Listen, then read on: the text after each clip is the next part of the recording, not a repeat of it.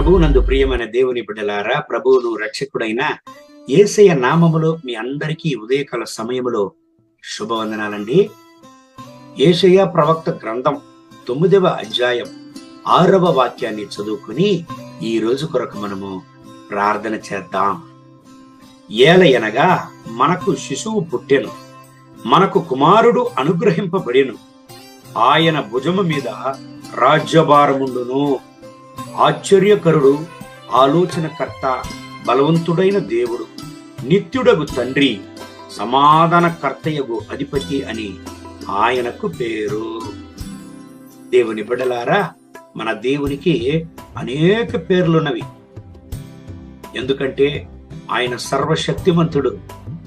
దానిలో ఒక ప్రధానమైన శ్రేష్టమైన నామం ఆయన సమాధానపు కర్త. ప్రభు అయిన యేసయ్య ఈ భూలోకములో సేవ చేసే సమయంలో కన్నీటితో ఉన్న వాళ్లకు, కలతతో ఉన్న వాళ్లకు, వేదనతో, దుఃఖముతో, భారముతో ఉన్న ప్రతి ఒక్కరికి, ఆయనను వెతికి వచ్చిన ప్రతి ఒక్కరికి ఆయన అద్భుతాన్ని చేసి వ్యాధులను గుణపరచి తన యొక్క పరలోకపు సమాధానముతో వాళ్లను నింపాడు.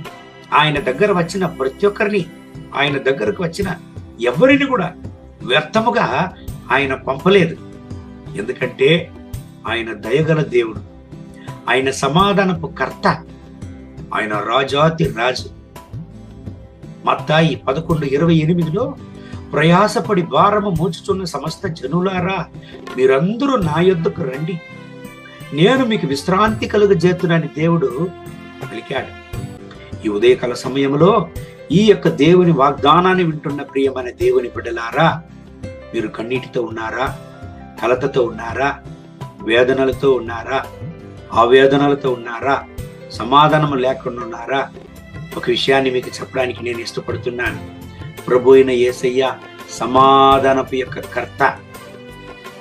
మీకు అద్భుతాన్ని చేసి ఆయన యొక్క సమాధానముతో మిమ్మల్ని నింపగలిగిన దేవుడు ప్రభు అయిన యేసయ్య. మీ కన్నీటిని తుడుచును. కళ్ళు మూసి ఈరోజు ప్రార్థన చేద్దామా? మహోన్నతమైన ప్రభువా, సమాధానపు కర్త అయిన యేసయ్య, ఈ ఉదయకాల సమయంలో ఈ ప్రార్థనలో ఏకీభవించి ప్రార్థించే ప్రతి ఒక్క దేవుని బిడ్డల కొరకు ప్రార్థన చేస్తున్నాను. వీళ్ళ దుఃఖాన్ని సంతోషంగా మార్చండి. మీ సమాధానంతో వీళ్లను నింపండి. గొప్ప సాక్ష్యంగా మీ కొరకు వీళ్ళు నిలవడానికి సహాయం చేయండి. మహిమ, ఘనత, స్తుతి మీకే. యేసయ్య నామములో వేడుకుంటాము తండ్రి. ఆమేన్. ఆమేన్.